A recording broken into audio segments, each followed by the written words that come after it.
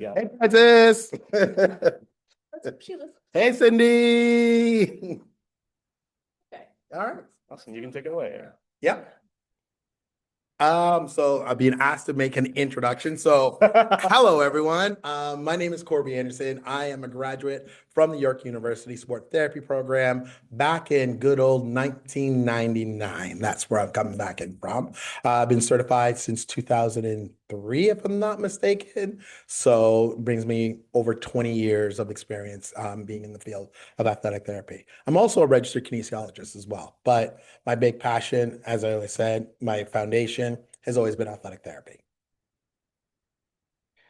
Awesome. I was like 2003 is like our birth year. Yeah, exactly. When I said that, I was looking at you guys and like, yeah, I'm that old. No, it's okay. I'm that old. Certified longer than we've been yes. born, really. Yes, I'm that old. That's Yeah. awesome. All right. Do you want to take it away? What is this episode? We've been like episode 4. Yeah. So funny. So Corby, this Yeah. was supposed to our intention was to have this recorded in time for like Black History Month. Oh, okay. All We're right. now almost at the end of March. That's okay. You know what? Black history and like any history should be celebrated 12 months of the year. So you don't have to land it in February. Every accomplishment, everything, regardless of your skin color, sex type, everything, we should celebrate it. So it's all good. Awesome. Yeah. I'll give you a couple good clocks in here. Right.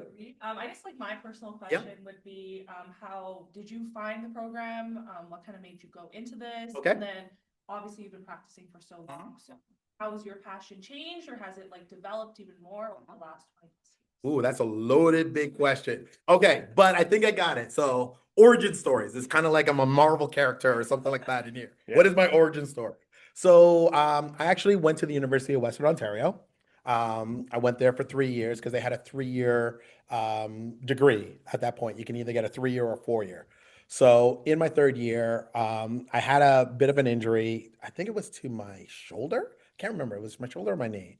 And I was working in the Kennedy Fowler Clinic to go and see someone. And there was an athletic therapist there. So working with that athletic therapist, I was like, okay, what do you guys do? Because I've known about physio. I was thinking maybe OT. We'll see how everything goes. And then working with this athletic therapist, I was like, oh my God, I love what you do. This is absolutely something that I'm very, very interested in. He told me he went to Sheridan College from there. And I said, okay, so how's the process on to Sheridan College? So you apply into Sheridan. There's like they do like a cognitive test and they do a bunch of other tests and such like that. So did that, passed those tests, but they said we can't accept you into our cohort this year. You need more clinical, right? So I was like, I had some field stuff working in cheerleading, like kind of, the odd tape job or something I learned in class. And then they said, well, you got to get some more clinical experience. And I was like, okay, but I'm graduating from Western. So I'm like, what do I do? So I thought, well, let me go to York because York is actually going to be close. And I do know that they have an athletic therapy program there, but I knew that it was super competitive, like really, really competitive. So I thought, at least if I'm going to be there, I can take some courses, kind of refresh her up, do my field, do my clinical placement, and then see how it goes from there. So from that, did that, was doing that first year, got into a couple general courses and such. And then I wrote, I applied to the athletic therapy program at York and at Sheridan. I got into both. So now I'm here like, well, crap, what do I do? Like now I'm into both. Do I switch out and on here? I was thinking, well, I can stay here at York, get a specialized degree, or I can stop here and then go to Sheridan. But then I met a couple other people that also applied and was like, well, no, I have a great community. I really like the professors and such. So I'm going to stay here at York. And it was the best, I think personally, it was the best decision for me because the education just kind of bridged on over and I was able to just continue onward and such. Eventually, they suckered me to go and coach cheerleading as well at York. So I did that for like 20 years. And it was because I met 2 students that were in one of the athletic injuries courses that they're offering, and they remembered me from cheerleading. So that's a whole other pathway story and why I'm involved in cheer still up to this day. And it was because of them meeting them in that athletic injuries course. So yeah, from there, applied in, got in, had a great cohort. It was a very competitive application process because I think at that point, I think there was close to 200 people that applied. Oh no. And there was only like 22, like 18 to 22 people get it. period. And I think for our class, was it 18? No, I think it was a lot less actually. Jeez, I'm getting old. Just trying to count how many seats. I want to say there was maybe 14 or 15 of us for that cohort year. And every one of us completed the program and such. So I have friends for life from that. I can say friends, but also co-workers for life. And that at any point in time, I can call up, ask a question, or we just get together, see how everyone's lives are doing and such like that. And then, yeah, from there, wrote the exam, passed the field because we had the clinical field and the written. So passed the clinical field written. Did the written. No, I lied. Actually, passed the clinical and field, failed the written. Oh, So I was like, oh my God, what do I do on this? So I thought, okay. And this at the point where they were changing the exam type, where it was like very, very, like you had to know like your books in and out. And they were going a little bit more into situational stuff. So I was like, okay, let me go back and study again. I'll go onto there and all that. Written it a second time, failed it again. Mhm. So now stress is on. So I'm like, okay, am I supposed to be in this field? What am I supposed to do? So I remember going up to Francis. I'm like, I'm stressing myself out and everything else. And I also remember that Francis was a really good advocate for mental well-being, mental health, mental resilience and all that. So she helped me with a couple techniques on how to just relax. She always said that the answer's right there. And I remember there was another thing that she taught me was look at the question, pick your answer. If you change your answer, are you willing to spend $5 on that? And I was like, well, I don't want to do that. I don't want to. So it kind of got you out of the mind of over, because I would always overthink. I would get to the two answers and I would think, no, they're throwing me a curveball. They got to be throwing me a curveball. It can't be that easy. And I was constantly going through that. So it was that whole concept. Don't change your answer unless you got $5. And if you change it, then you're willing to spend your $5. So I kind of went in with that mindset, crushed the exam, finally got certified. So from that, literally was just working in like various clinics and fields and stuff like that. Did a ton of field work.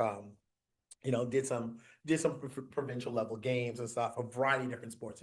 Just getting as much like experience in the field of athletic therapy. And then from there, I was like, okay, clinical there.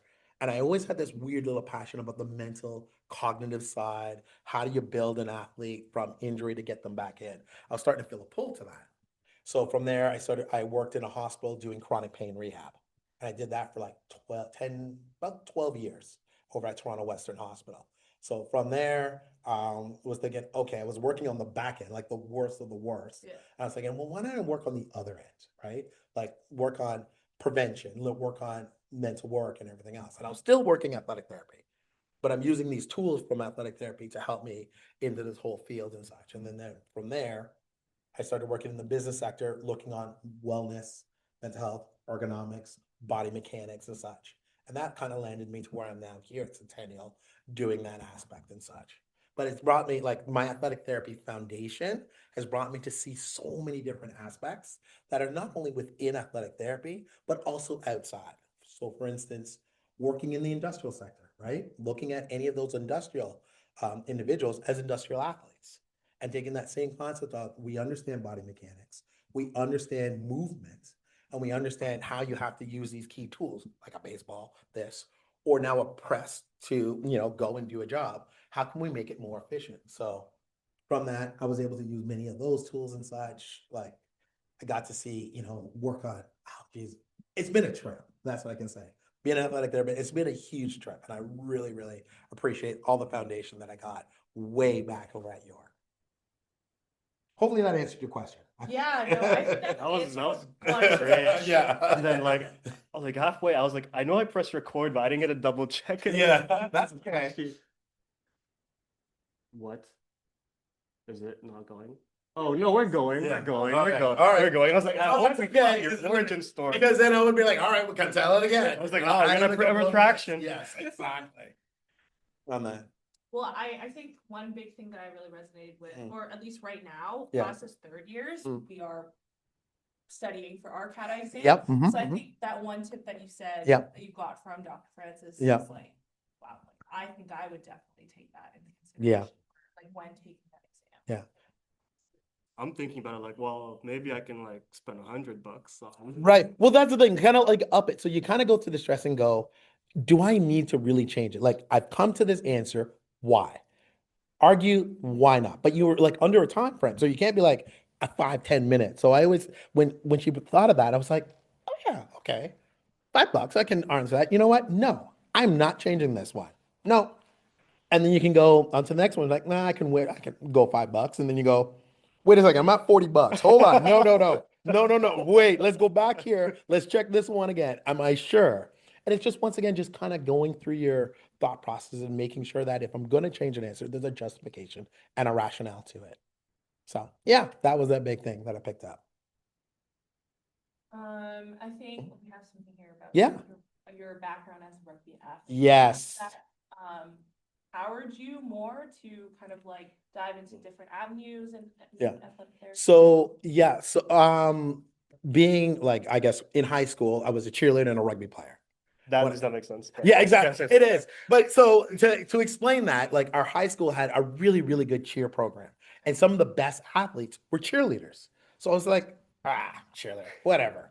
And then I thought, okay, let me try this on out. So one guy, Frank Vero, and another guy, Frank Nacarado. Frank Nacarado is not in the sport anymore, but Frank Vero still is. He has his own cheer gym and such. He goes, hey guys, why don't you try this? And it was just basic stuff. And I looked at it visually and I'm like, I can do this. Couldn't do it. Couldn't do it. So I was like, okay, let me try this again. Couldn't do this.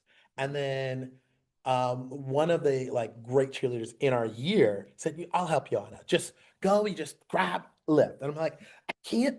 What? So it frustrated me now being an athlete. I'm like, no, I want to try this. So when I finally got it, I was like, yes. And I was like, well, what else can you learn from this? So it kind of inspired me to kind of like, all right, let me try a little bit more. Let me try something else. Let me try something else. And then it just kept on going and going. And I still kept into the sport on there. And as for rugby, I played it in the summers. I always had a passion for that. So afterwards, like, fast forward, graduating on working in the fields, I'm always working in some aspect with some type of rugby team or program up to this day. Because I just want to give back. I've learned so many life lessons, had really great friends from that rugby experience. So yeah. And so that's definitely led to, obviously, you're the lead medical for now Cheer Canada. Yes. Can you like talk a little bit about like that pathway and then Yeah. like what's your role there? So, okay. That's So, obviously how we. right. Exactly. Yeah, exactly. Well, you said On there. a photo. Yeah. Oh, yeah. You Well, have one of the we can photos? have- yeah. Well, actually, I don't have a photo of you. Oh, I believe that you. yes, because I'm always, yes, and we'll explain why I like doing that as well. But yeah, through cheer, it was like covering through cheer. I was seeing that there was a gap, right? We were always getting like St. John's or whatever else, like to cover events. And I was like, well, I'm an athletic therapist. Or I think, was I a student at the time? I might have been a student at the time. And I was like, well, as a student, I can just cover some basic first aid. And I was like watching the gap and I was watching some some first responders that were like St. John's or something outside of our field kind of handle this. And I was like, but they're athletes. So why aren't we doing that? So that kind of transitioned me in to doing like more stuff in the field of athletic therapy and with cheer in particular, but also because I was a coach. So I could also see it from the coach's perspective, what we can do. So at York, they had this really unique situation where my athletic therapy background, and I'm a certified athletic therapist, but I'm also a cheerleading coach now. So that was actually a really cool thing. And I was able to kind of bridge those two. And I was like, well, why can't we have this for other programs or at the very least, have it for events? So that kind of started inspiring me to like, you know, start up, get more athletic therapists involved. Let's kind of build this whole network together that we can go cover these things. So we know that the standard level of care is here. And there's other things like taping, bracing, emergency care management. We know that it's at a standard and it's protecting the athletes at the end of the day. So that kind of drove me into that. Now, from there, I was constantly, covering a bunch of cheer events and getting other medical staff and such. And then there was a physiotherapist that was working with Team Canada, well, 11 years ago. Wait, God, I'm so old. About 11, 12 years ago. She said, like, look, I'm trying to handle this. Can you help out? And she knew that I was already covering events and such. So I said, yeah, okay, let me do that. 1 year led to two, two led to three, three led to now 10, 11, 12. So now what we do is we have a full medical team where we have physiotherapists, we have a massage therapist, we have a doctor that is our medical like head lead, and all of us works into our premier teams, which are the teams that represent our country over at the World Championships. Now we've been able to extend that to our junior programs, so we have junior teams that go and represent our country at various events, well, at pretty much at the World Championships, but we're expanding that now to look at the Pan Am Games and stuff like that. So therefore, once again, we just get really good quality medical care for these athletes that we're working with. And yeah, if I can be still a part of that, that's what I'm working with. Cool. So then, I don't think you answered the question of why you love to just, well, I guess your role in now is Okay. like delegating Right. people or teams of like therapists or anything Okay. like that to specific. And then I'm guessing like you also have like, I guess a company, you make us wear these backup Yes, packs, yeah. So I do have, yeah. So I do have, rehab shirts. yeah. So I do have my own company that I've started on up, and that helps kind of get more athletic therapists, student athletic therapists, that whole kind of experience. Now I'm looking right at the camera.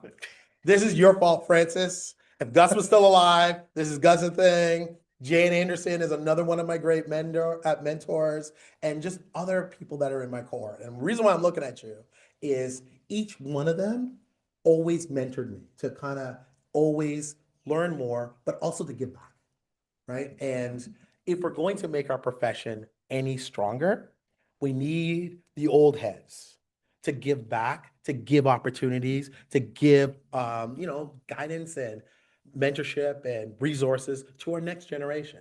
So this is where my company, where I'm really, really passionate on safety in our sport, in cheerleading in particular, but also giving you guys opportunities that you guys can come see what we do, ask questions, be in a field that you can actually kind of work in safely. If you don't have to worry about the fear of messing up, because you always have other people to help you kind of guide through those steps. And all those people that I've mentioned were able to give me that opportunity to be able to make a mistake, but to learn from that mistake, and that minimized my mistakes as I went through it in the future. And then you can see so many, like when you talk about Dr. Mike Boney, and I was like, oh, that's Mike. I know him from school. And then you talk about Andrew Prior, and I was like, I know Andrea, like that was there. But all of us as students have had those opportunities that we want to give back in some which way, shape, or form. So you'll see many alumni kind of popping on in, or you see other people in really great fields. If you call them up, they'll offer their experience, because we've all learned to always kind of give back to that next generation, because that generation above us gave us those opportunities as well. Like you read your email like prompts like pretty well there. What's that? It was actually one of them. One Yeah. of like the segues would have been like Yeah. the importance of mentorship. Noticed that Absolutely. how you always like look for Yeah. like students to bring on for these events and Right. kind of like what that kind of means to you. So Yeah, it's a huge passion project. As I get older, I get it. Like I remember like sitting with Gus Candelas and sitting with Francis or sitting with Cindy, and I'm like, wow, like you guys got the Olympics. Like this is amazing. Like how'd you do it and everything else? And they were always willing to share their experiences in that next little, if I had known this would have put me here in this position. If I had known this little thing, it would have been put in this position. The athletic therapy program always taught me on, you have a basic set of tools. Athletic therapy, when you graduate, you always have your basic tools. You can't build a house efficiently with just these tools. And I was like, oh, what? Oh, right. So I need more tools. So I'm going to be building more tools. Well, I can't build a full house. Maybe I'm a good framer, but I need a plumber. So can I reach out to another person? So it was teaching us that to get more people, to build more connections, you build a network, and that network grows the sport, grows our program so much better, and everyone can be financially successful in that aspect. So yeah, that's my big thing on to why I love mentoringship. I love constantly going back when I can. If an athletic therapist or a student therapist wants to talk about their field, I'm always passionate about it, because I've gotten so much out of it. I need to give it back. Like I have to. There's no alternatives. Like I have to. Yeah. What's your advice on like seeking mentorship for students? Is this like some sort of like organic relationship, or is this like part of it's like where you kind of cold call a message? I think for me, it was like Kyra sent out like a Yep. bunch of emails to students, but she didn't send it to me because she knew that I was going to be at placement. So I had Right. Lyndon reach out to you on behalf of me Right. so I Yep. could get in contact with you Mhm, because I mhm, wanted to mhm. be able to do Yeah. it here. So Yeah. what's your advice for students trying to seek mentorship if like it doesn't Yeah. always end up in your lab?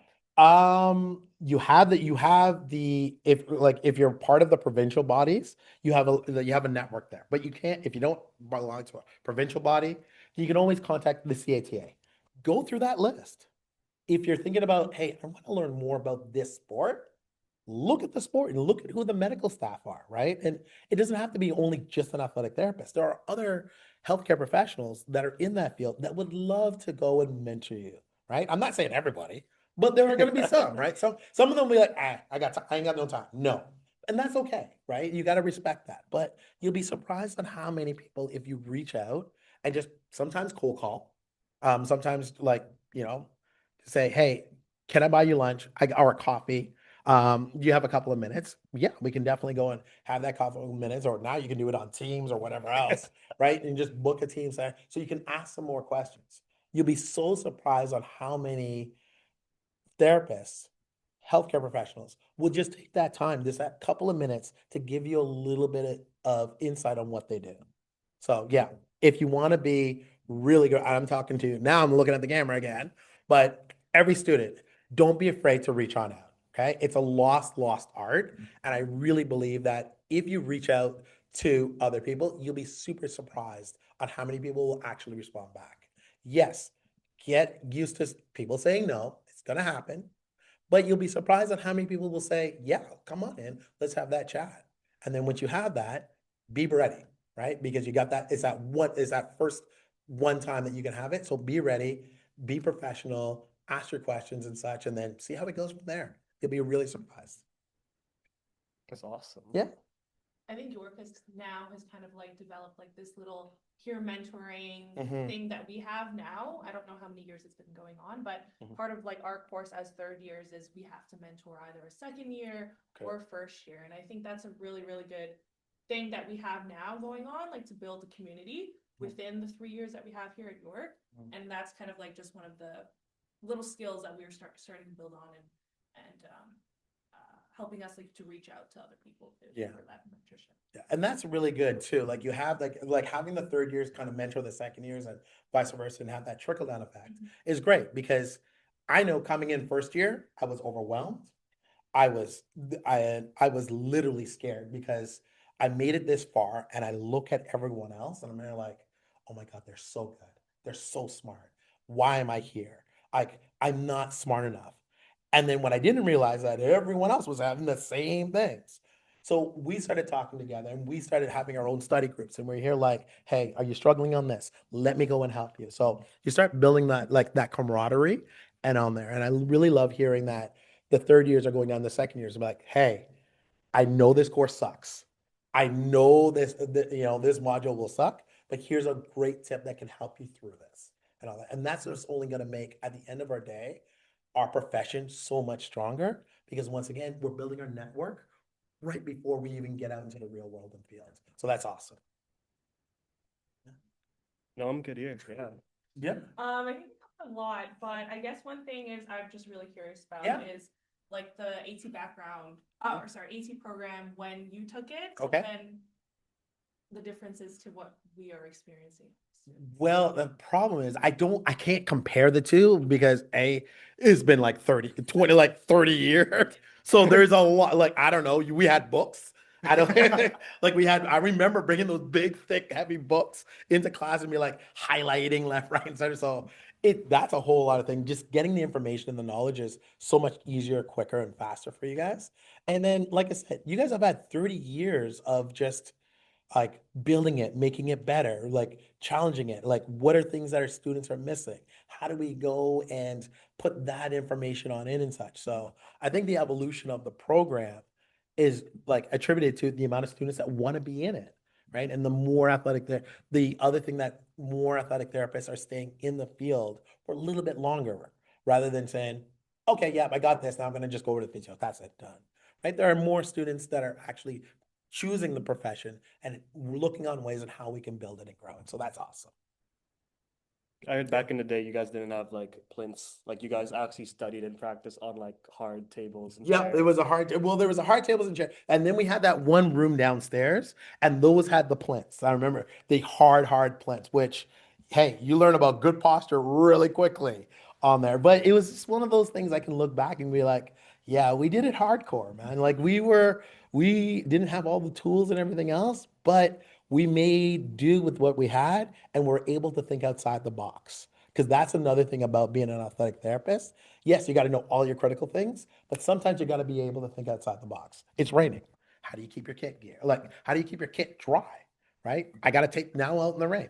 How am I going to do this successfully? Right? All of these things here, I remember learning in school, like the environment is always going to be different. Be ready for it. Be able to adapt when need be. So yeah, that was one of the cool things I learned on there. And God, those old plinths. Memories. I got to go back. I actually got to go back and take a look at what like how the whole like whole downstairs is, because I know that the program's growing so much bigger. Like you guys like what, 30 students now? Yeah, our cohort. Yeah. 24. 40 to begin with. Yeah. Wow. Drop down to a little like 37. Okay. 28. But the cohorts under us are 24, 22. Okay. They're starting to Kind of shrink that, condense it down. Yeah. 40 might have been a little bit like too much at the Yeah. time. Well, you got to make sure you have all the resources for the Yes. 40, right? And are you able to challenge them, right? And then knowing that people are coming in from different learning levels and such, and how do you keep them engaged and such? And how can you wean out the ones that are really struggling? How do you get those resources and vice versa? And really and truly, why are you coming into athletic therapy? Because if you're thinking about, well, I'm going to be the next therapist for the NHL team. Okay, great, awesome. Are you willing to put that pathway to make it go forward? Because there's a lot of work into that. And I think more students need to realize that you got to put in the work. There's going to be a lot of late hours, and you got to make sure you build that foundation, that resiliency, that work ethic to make sure you can get to go towards there. So yeah. But you should definitely drop by, because if you drop by like Mhm. 110, you'll realize we have a TV in there now. We have Yeah, we yeah, have a fridge, we have a yeah. microwave. I think we had a roller TV coming in once in a while because it was a TV on some type of plinth or something that you had to move in. Yeah, yeah, we ain't got all those toys and such. But like I said, the York program, like fantastic. I got nothing but praise from it. It's where I learned. It's where I became a therapist on there. Looking at the clinical placements that I had, looking on the field placements I had, like going through like injuries and actually seeing real life injuries in that environment, but knowing that I have the resources that if I feel overwhelmed, I can go back to one of my mentors or one of my cohorts and be like, hey, I need a little bit more information about this. What do you think on this? And that makes you become a real therapist and a real good clinician to work either independently, but also well as a team. Yeah. I think that's the next question. Yeah. What's the next question? It's like, I can't see. It's like tough. Just ask, you know what? Just ask questions away. Like let's like fire it actually, up. let's go like Yeah, let's through keep like it out. let's go through like your placements pretty briefly. I want to know what you did when you were a student. Wow. Okay. So placement. So field. Yeah. Yeah, So I'm 30 years thinking. ago. So I'm thinking field placements. I know. Okay. Year one. Was it year one that I have fencing? No. Fencing. Yeah. And so yeah, I think it was year one or year two. I was a head therapist for fencing. Yes, because year one we had a bunch of different ones. I remember doing figure skating. Oh, sorry about that. And a bunch of different sports. So you do your rotational. And I was mad that I didn't get football. I was like, come on, why didn't I get football? But everyone kind of wanted football, and it was very, very select, like more the second years. If you got a first year placement there, you're super lucky. So I got a variety of different sports. Now, I want you to keep in mind, got a variety of different sports. Second year, I had fencing. All right. I'm like, I don't know anything about fencing. The hell? But I got to learn a sport. I got to learn the mechanics. And I remember one cool story in fencing. We learned about like ribs, right? So the ribs. And someone has there are very few people that have a cervical rib, right? So we were learning on how do you test if someone has a cervical rib and stuff. I remember that in class. I remember one girl, she was fencing and her cover just didn't cover up just above the clavicle, and she got hit with I think it was a safe. No, it was a foil. So the foil is a long one. You kind of do a lot of stabbing and such. So, because you got foil, epee, and saber. Oh, I didn't So, even know. so there's three different. So there's three different. Yeah, there's three different kind of like bladed weapons that you use. So she got hit there, and I was like, okay, let me go and check it out. Let's see, checking all these things here. And I remember checking, and I was like, whoa, hold on a second. I learned this in class. Hold on. And she's like, okay, I think you got a bruise. Let's make sure you go get it checked out by X-ray and all that. But I go, you might have an extra rib. Like, I don't know, but I think there might be one. She's like, well, how do you know? I was like, well, we learned it in class and I'm kind of feeling this and it kind of feel that. So go and get it because there was a bruise there. She comes back about 2 days later. She's like, oh my God, I got an extra rib. And I was like, this is so cool. So it was really cool to kind of take the education that I was just learning and be able to put it in a practical scenario and such. So remember that second year. Now, hold on to fencing. Keep that in mind because I'll do a fast forward thing. Third year, I had track and field. So with track and field, you get a ton of different injuries. So in track, this is where I had my first major injury. Mhm. The injury was in the 800. Okay, So thinking. it was last chance qualifiers at at U of T, and one of my athletes were running. He trips on another athlete and falls. I'm taping an ankle. I hear a thud, right? And I'm like, oh, that's weird. We're not doing shot put here. Like we're not like there's no shot put here. So what is going on? So I stop, run out, go out, check the athlete up on there. I see a bruise, like I see a kind of a bulge in the upper third of his femur. So I'm thinking, okay, quad tear. It's got to be a quad tear. But I always remember, don't just go and assume. You got to go through your test and see what the tests tell you. So I'm going through my test and then I'm drawing up question marks. So I'm like, what is going on? This makes no sense. So I call another student therapist from the University of Waterloo, Surinder Budwell. He has Oh, is that Wishbone? he's the owner of Wishbone. So him and I go way back. That's where we kind of really bonded our friendship right there. So I go, Surinder, I need you to check this out. So he goes and checks it out, and he looks at me, and I went, right? I go, right? He's like, it can't be. He's like, I know, but I like it, but this doesn't make any sense. He's like, hammer fracture. It's like, but he was running. It makes no sense. So we go, we're gonna err on the side of caution. EMS, they splint him on, whatchamacallit, put him on the gurney, protect him, send him on off. I got a call an hour later. He broke his femur. So now I went from okay to oh my God, he could have died. What happens if he moved? He could have nicked the femoral artery. Like I'm going through worst case scenarios. Like he could have bled out on me, and then if there and everything. And I remember I called Frances, and I was crying, like I was in tears because all this emotion was like I could have screwed up. And she walked me through each of my whole process. And she went at the end, is he safe? Yes. Did you move him? I go no. He's like, did you go through your things? I was like, yeah. And I remember checking this and this. I remember checking this pulse just in case. And all. She's like, okay, so you did everything you did. And he's in surgery. Yes. And he's going to be okay. I go, I hope so. Like, I don't know. But she goes, you did everything you can. You transferred that duty of care. You did everything. And that was a huge, huge learning experience for me that even as therapists, you're going to get these, like, you don't know what you're going to get. And you might get yourself caught up. Like all of a sudden like you did everything. You have to have an emotional dump. You got to go and do a review, right? Because if you try and keep it all in, it will eat you up and burn you. So went through that and everything else. Now, the fast forward question I had. Fast forward, always build up your network of friends, everything else. So another therapist, athletic therapist, Elwin Lau. He's from, Yes. so he's from, I think he didn't go to York. I think he went to Sheridan, I think, or York. I can't remember. So Elwin and I, we knew each other from high school. Oh, no. Right. We knew each other way from like Parks and Rec, work, and everything else. So we've always kind of kept in touch and everything else. And then we became therapists and everything. And now he does a lot of management of major sporting events. That's kind of like one of his big things that he does. So I get a call from him. He's like, hey, Corpse. They're like, yo, what's up, Elwin? What's up? He's like, I'm, I'm putting together medical teams for the Pan Am Games. So I'm like, okay, what do you need? He's like, well, I need you to cover fencing. I was like, why fencing? He's like, I heard something that you may have done it before. I was like, yeah, I have. I know exactly what's going on. Yeah, done. He's like, all right. He's like, and also with fencing, I need someone who's comfortable enough to cover fencing, but also we're going to be covering a variety of like this other event called Modern Pentathlon. And I was there like, awesome, I'll cover Modern Pentathlon. I paused. What is Modern Pentathlon? I have no clue what this is. So I had to literally Google it on up and look at it. And it was like, oh my God, this is crazy. Because it's literally 5 events they do in one day. They do fencing, then they swim, then they do a fencing ladder. What does that mean?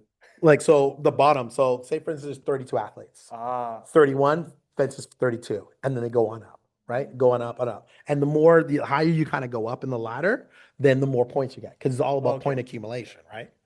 So the next event they go in, it's an equestrian race. So you've seen equestrian, but here's the catch. There's a bucket of balls. You pick a ball that corresponds with a horse. Okay.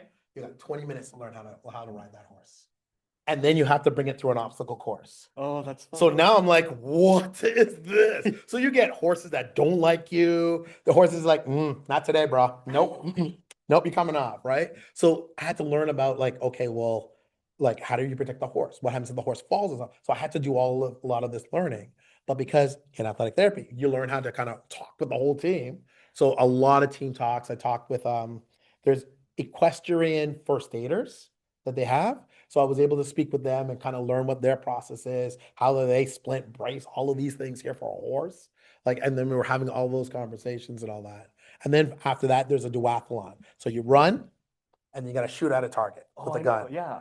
And then you run again, shoot at a target. Because like right? your heartbeat is like super Right. important. So you have your heart rate's high, and then you gotta slow it down to aim it. And that target is hard to hit, like really hard to hit. So got to go and do that, and that's all in one day. Like it happens all in one day. There's not like a 2-day thing. It's just it's crazy. This is at the Pan Am Games, and you'll see 2015, and they had it at the Olympics too. It's an Olympic event. Like The it still modern is. I think it is, but they may be changing it because they want to make sure on the safety of the horses. Mm, Because transferring horses like over to the areas is I don't know, hard. it's just hard and challenging, right? And you got to make sure that you get good horses. Like you can't get like, a horse that's just not going to obey any command. It really negates it. But yeah, so I got to work with that. And then I was like, all right, that was an awesome experience. 2 years later, ring. What's up, Al? What do you need? She's like, yeah, this thing called the Invictus Games is happening. Mhm. So I was like, oh, I've never heard of this. Talk to me. What is it about? So he gave me the whole history of it and all that. The best games I have ever worked in my life, working the Invictus Games. Just seeing it's one of those things where as a therapist, you want to feel kind of like sometimes you want to feel appreciated on the work you do. And the athletes or these military athletes that are there are so appreciative that we're helping them on out. And it's a healing thing for them. And I was able to take a lot of that healing energy and just kind of take it into my own practice and like everything that I do day to day. It was just so incredible. Working that. So my advice, if you do have the opportunity to work in Invictus Games, do it. It's a big game changer on that. And you get to meet really cool people as well.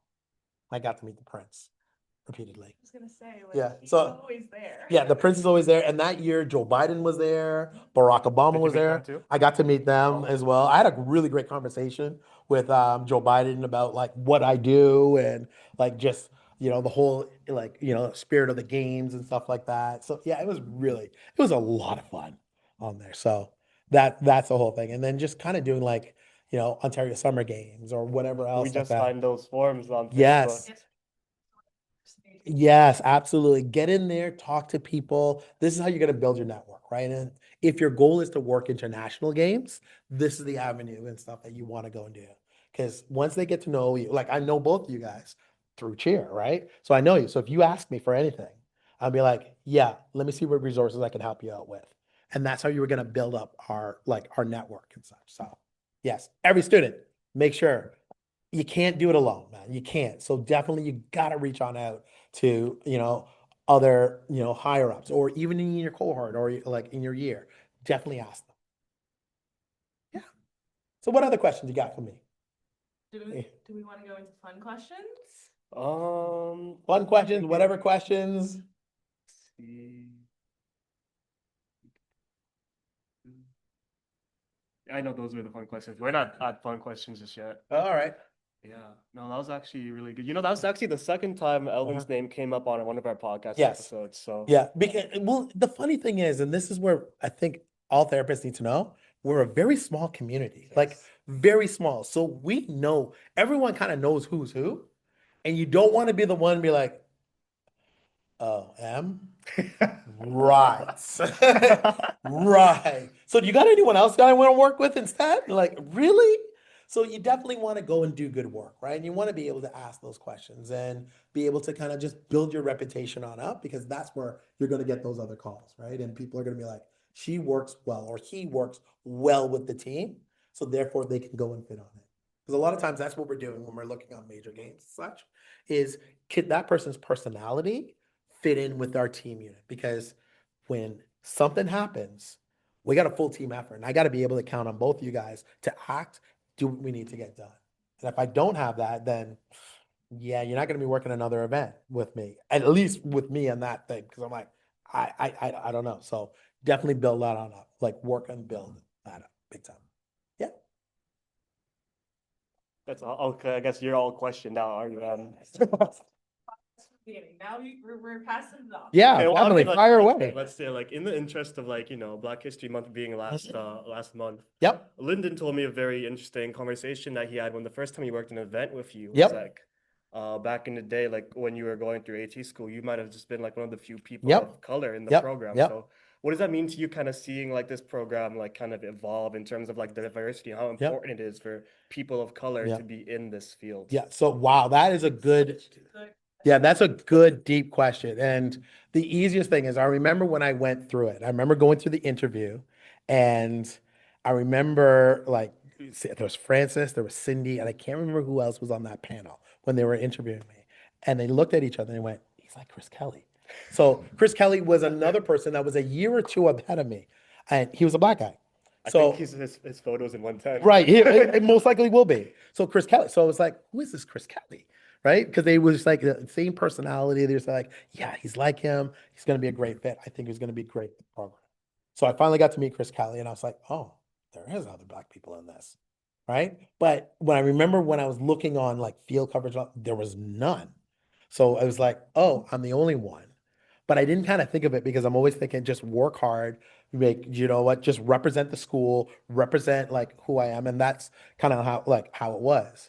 And then as it was getting older, I was realizing that, you know, being in the position that I am, being, the first in many of these things here, there's a legacy that I'm opening up the door for so many others, right? So for that is always to go back, mentor, know that, hey, you can be the first in this area or this field coming, like, breaking on up.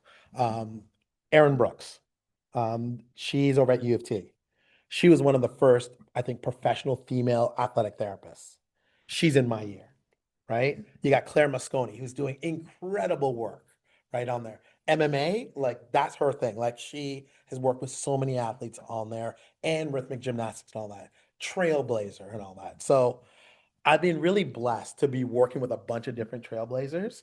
And I think for me, looking at, my racial background and my upbringing, I want to make sure that anyone else is kind of going through that going, if I can do it, you can do it. And better yet, I'm going to help you in whatever way I can to give you the resources and give you kind of like the setbacks that I had that will help you go and move forward. So yeah, that's kind of like my whole thing about also giving back. But I also want to make sure people of visible minorities, you can be in this aspect too. And I also do a lot of things that like inclusion in sport, like inclusion in sport, looking at from the Black experience and such like that. I'm now doing more and more work because I want to see more people like me. I would love my daughters, which none of them will go into this field. They're like, dad's in this field. They're not going to go into this field. But just to be able to open those doors that their color should not be a barrier for them to go in, or their sex should never be a barrier for them to go in. It's like, if you are a good clinician or you're a good person, then you should have that opportunity and go on it. So yeah, like kicking down some doors. That's awesome. Yeah. Okay. Now you can go into fun questions then. All right. Yeah, go for it. Hey. These are meant to be like rapid fire. Yeah. Yeah. Okay. What's your favorite tape job? Ooh, okay. So favorite tape job. I love the turf toe. For some reason, when I learned that, I was like, this is kind of cool. So turf toe, and I do love ankles and thumbs. We get a lot of thumbs in cheerleading. So yeah, I've really mastered really doing some thumbs. Oh, for like base. So yeah, so a base. So if you have a base, I can cover the wrist if they need more support. If they just need to just get that overall mobility, just don't cover my palm because they're a volleyball player. I got that absolute thing. If you're a hockey player and I need you to lock me down in my thing, there's a couple different things that I can do now to make sure you can grip your stick and it gives you that good support on there. So thumbs is a really good one. I've come up with a couple different variations on. You like Tyra, favorite tape job. Yeah. Yeah, You guys want to go and race turf toe later? Well, the thing is, it Oh. sucks because you gotta look at a foot and be like, okay, I'm not a fan of feet, but it's just joints. Let me go on that. Oh, and then for plantar fasciitis, when you have to do that thing, Yes. I love it. Yes, I love doing that. My wife, I remember she does a lot of competitions. She's always walking, and I remember when I tried that on hers, and she went, "Oh my God, this feels so good." Like I was like, yeah, boy. I was like, all right, this is a lifesaver, tape job. Yeah. Maybe the plantar fasciitis. Yeah, you Yeah, could definitely plantar race later. Yeah. Yeah, plantar fasciitis is a good one on there. And I got about 3 different ways to do it. It's like 3 minutes, 5 minutes, 10 with the minutes. the Mercedes version. Oh. So yeah. Oh yeah, I can make it look pretty. Okay. We'll be looking at that later. Yep. Okay. Do you have a pregame song? Pre-game A song. pre-event song, or like, something you're jamming out to in the car going to. So for me, anything old school hip hop. Like there's this song from MOP called Anti Up, and that's just a hype song. It's just it's just one of my hype songs. So that one's one. But anything old school hip hop that will kind of like, all right, get me in the groove, like let's go. And it was like all like the Thursday night at the pub as well. So it always brings me back those memories, just like, all right, let's go, let's just relax. We're gonna have a great time. All right, now let's zone on it. What's your favorite sport to watch and cover? How's that changed over time? Okay, so favorite sport to watch is a tough one because I love watching sports, especially the Olympics. Yeah. The Olympics, so that's why. Okay, what's your favorite summer big sport to watch? Favorite winter Olympics? Ooh, okay. Because I used to run track, the 100-meter has always been a fun one. Yep. But I've learned to really appreciate so many other summer sports that are there. And it's more not so much just watching the sport. I like learning about the athletes and their background stories. Like for instance, like the Jamaican bobsled team that was there and they were competitive. But to know that the first Jamaican bobsled team that had to overcome so many things and raced with respect, and then seeing how that has now spawned Trinidad and Tobago to have a team, right? Jamaica had a men's and women's team. The concept of having people of color doing bobsled was kind of like completely unheard of. So seeing that as well, it's just really, really cool. It's the inspiring stories in the Olympics that I love. But if I have to take one sport, I guess now would be rugby sevens. I love watching rugby sevens. And it's part of because I used to play and my daughter played. And it's just so fun because it's 7-minute halves, 14-minute games, and it's just high energy. Go, go, go, go, go. And I know how much work it takes to just complete a game. Such. So yeah, I think sevens rugby. Awesome. What's the minimum hours of sleep needed to function in the clinic? Woo.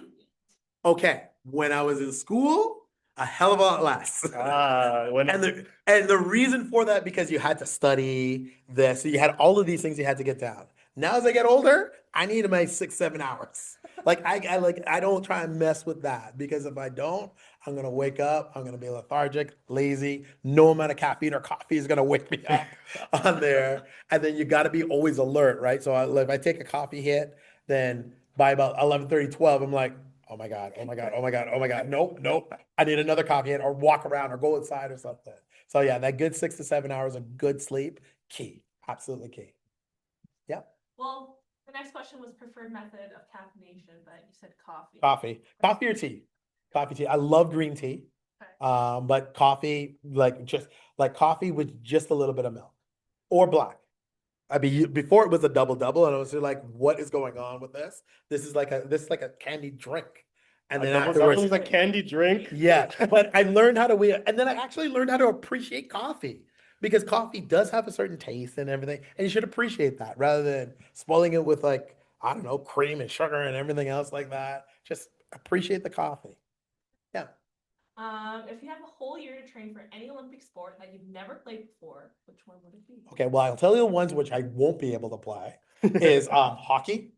Because hockey is a hard sport. And people don't realize first you have to master skating, right? Before you even get a stick and do all the stuff that you need to do with a stick. So hockey, out of the question. I don't well. Let's see. If I had a full year, I, I would think, See, swimming would be cool, but I'm not a strong swimmer. I do love cycling. So I think I'd do I think I would do well in cycling if I was able to focus a full year. Knowing that I'm a heavier person. So going downhill will be fun. Going uphill will suck. Just gravity, that's it. But wow, a 1 year. Let's see. Come on, Corby. No, not baseball, soccer. Okay, and be well at it. Maybe. Never played before. Okay, so it's got to be one I've never played before because I've done a bunch of different sports. So I got to think of a sport that's in the Olympics. Perhaps in curling before. Curling, I've tried once, and that is hard. So curling is actually pretty cool because you got to be like literally a scientific technician on there. And I know that you could pick it on. Like actually at this Paralympic Games, one of the athletes that was on the Paralympic team, I knew him from cheerleading. So, and he's not like Win gold? they just won gold. Yeah, they did, yeah. Yeah. So I think it's Mark's name, if I'm not mistaken. But yeah, like he picked it up after having his injury on there. And that was actually really cool to see and such. So yeah, curling would be one. Because it's trying to think. Rapid fire. Curling's yeah, I know. You're like rapid fire, and I'm like, sport that I haven't tried that I think if I had a year that I'd be pretty fun on it. Can't be soccer. This, that, there. That no Aussie rules that like it kind of tangle with that. Like, Oh. see, there's so many sports that I've tried. Have you been on a horse? I have been on a horse. A Oh. horse and me are not friends, so we'll just make that mutual thing. So no, if I have to trust my life with another animal that could have an attitude, no, I ain't trying that. Let's see. You know what? Yes, I would try a 4-man bobsled. Yes, What position? I would be one of the guys pushing it, like either 2 or 3. Like 2 or 3. I could be a brakeman, possibly, but to be the driver, that would have to be maybe like my wife. She's like super aggressive and should be an awesome driver. I'd be too pensive and, like soft, but yeah, like to generate that power. Yes. 4-man bobsled, 2 or 3. Yes. Awesome. What's your most embarrassing or funniest clinic or field story? Haha. Funniest. Okay. I remember I was at a cheerleading camp and I was a student therapist and all that. And we were learning, no, was it there or was it rugby? No, this was over at rugby. Because there was another guy similar on it. So rugby. And I remember doing rugby on there. And the rugby guys, once you get to know them, they like cracking jokes and they'll tell the other team, like, pull a prank on this one here. So guy comes on over. He's there like, yeah, my head hurts, feeling a little dizzy. So I'm like, oh my gosh, okay. Concussion, possibly. Let me go through my scat things. I'm going to check pupil dilations and all that other. So I check his one eye. His eye reacts. I check the other eye. No reaction. He's like, something wrong? It's like, yeah, no. Let me just check this again. Go in there, check. Check the other one. No reaction on there. And then he's like, oh, okay, hold on. My head hurts. So he puts his head down, comes back on up. His eye's closed now. I go, okay, let me just check your eye once again. Opens it up, socket. I'm here like, you son of a. He had a fake eye. That's what I was thinking. He had a fake eye. He's like, did you ask me if I had a fake eye? I'm like, no. He's like, what are the odds? He's like, you should have asked. I was like, oh my God. Yeah, and then he like, popped it back on in and everything else like that. That Yeah. was the prank. Yeah, that was the prank. Like that was the prank. Like I was starting to freak out because I'm here like, oh my God, we like he's got no reaction. He's got a headache. He's like, dude, I got a fake eye. I was like, oh my God. That was good. I was like, all right, you got me on there. Oh, but yeah, I'm trying to think. One in the clinic. They've done so many crazy things in the clinic and such like that. Um, what I'm trying to think about a really good one. Like I loved using like dipping my hands in the paraffin wax, and then you'd kind of go over and you'd be like, okay, now I'm gonna go test you, and you go, and the client's like, no. So we use that fun for that. Yeah, that's a small little one. I'm just trying to think of some other crazy prank. I'd have to go back and sit on that and be like, all right, you got to give me a situation, day, what tool or objects on there. Any comments on the episode? Yeah, later? yeah. Okay.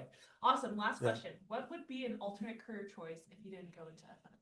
Cool. So if I didn't go into athletic therapy, so I'm doing athletic therapy, kinesiology. I think before that, I was thinking maybe a paramedic because I just like loved to help people kind of use these tools and stuff like that. So I think paramedic would be like the first thing. Now that I'm older, it might have been possibly education. But yeah, which I kind of do. Kind And of cheating with that answer. yeah, but here's the funny thing is I remember when so many like educators that I had, right? The teachers that I love, I always call them educators because I've always learned from them, right? They didn't just teach me and it was just one way. There was always a two-way dialogue. So so many of these educators said, you're gonna be a teacher. I was like, oh hell no. He's like, why? He's like, you'll start off with 30 kids. Two of them are gonna really annoy me and try and challenge me, and then you're gonna end with 28 kids. We won't know where the other two kids went. So I'm like, maybe I shouldn't be a teacher. But as I got older, I'm doing teaching, I'm doing education. I'm kind of just naturally doing that without the title of being a teacher. So yeah, I think an educator definitely like whole art, that would have been my other drive on there. Yeah. Yeah. No, that's Want to good. talk about That's good. exams, anything else? Like like Mm. any tricks of the trade on there?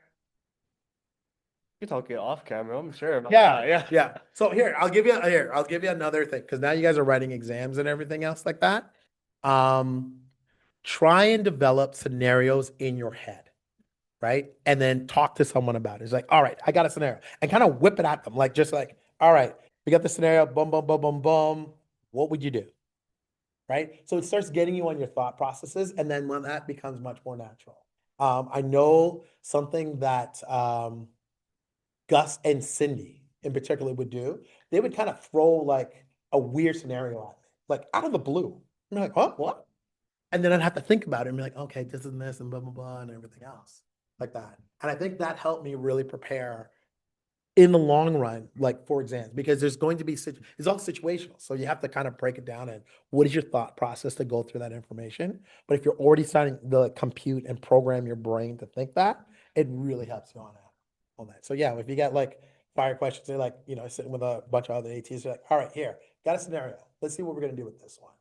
Right. And then throw a curveball at it because the CAT will always throw a curve. It's never everything so simple and sweet. They may throw an odd curveball. Be ready to pick up that curveball and what would you do with that? Yeah, I've been using a lot of AI for my studying. Kaylin's like, Uh-huh. if I had ChatGPT, I would have been an amazing student back in the Right, day. exactly. I was telling her, like, this is what I'm doing. Is like, I'm making my notes off of like the principles of AT Right. textbook. And then Chat has like this learning recognition. So I gave it the appendix. Yep. So I've given it the core competencies. I've given it sample questions. Mhm. And I'm just like, take my notes and turn them into questions based off the appendix, based Right. off like the contextual Okay. variables and Yep. all of that. The only thing is like chat's still like really early in the stage where it's like Mhm. very simple types Yeah. of questions, but Yeah. I've been trying to use that to kind of frame like my Yeah. studying. I think I would honestly, like chat's really good because you got a lot of like you guys have a lot more tools, but sometimes go old school. Like go old school. Ask them, fire off that question, right? Get that person. So now when you're in chat, you're by yourself and everything else like that. That's fine, right? Like it's one thing. But when you're in front of another person and they're here like go, like I said, I remember when when Cindy and Gus would do those like things to us. And I think Andrea Prier is notorious for that as well. She would just go, scenario, go. And the reason for that is that at any point in time, you got to be on, right? And I totally know why she does that, because it was also done to her and it was a great learning experience and such. So be able to switch on and then go and be able to decipher, come up with your game plan and such is so important, because that's what we do, right? I always say when stuff hits the fan, we are the ones that have to react, to be calm, to be able to come up with a game plan and come up with some next steps. So yeah, that's what we do. Awesome. Yep. I guess before we end this episode, Yeah. is there anything that you want to tell our listeners or like a main takeaway from today? Yeah. Or just any tips? Every day is a new day. I would say always learn one new thing. It doesn't have to be major. If you can learn one new thing and build up on that and build and build, you'll be surprised on how much knowledge that you will have, and that will help you on those experiences. The other thing too, I've already mentioned it many a times, reach out to other therapists, reach out to the mentors, reach out to your professors, because you'll be really surprised on how much they want to see you succeed. I've had that career path, and every one of my professors, every one of my educators really wanted me to succeed on that. And you'd be really surprised on the same holds true, that every one of these professors want to see you succeed. So don't be afraid to ask those questions. And go York, baby. Yeah. Yeah.